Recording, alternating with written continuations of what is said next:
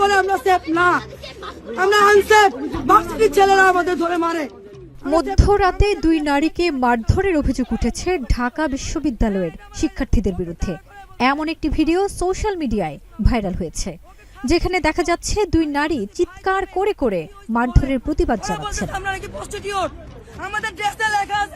তারা বলছেন, পুরান ঢাকার নাজিরা বাজার থেকে সেহরি খেয়ে এসে তারা ঢাকা বিশ্ববিদ্যালয়ের টিএসসি চত্বরের মোড়ে অবস্থান নেন। এমন সময় ঢাবির কয়েকজন শিক্ষার্থী এসে তাদের কুরুচিপূর্ণ কথা বলেন। এরপরই মেয়েদের গায়ে হাত তোলেন। ভাইরাল ভিডিওতে দেখা যায় একজনকে লম্বা বাঁশ নিয়ে মেয়েদের দিকে তেড়ে আসতে। এমন সময় দুই নারীকে বলতে শোনা যায়, ঢাকা বিশ্ববিদ্যালয়ের সামনে নারীরা সেফ না। বিশ্ববিদ্যালয়ের সামনে আমরা সেফ না, বাচ্চা নষ্ট করে আমরা সেফ না। এছাড়া একজন নারীকে বারবার প্রশ্ন করতে শোনা যায়, ঢাকা ভার্সিটির ছেলে হয়ে আমার গালে কেন থাপ্পড় মারল। ফারজানা নিকিতা, নাগরিক প্রতিদিন।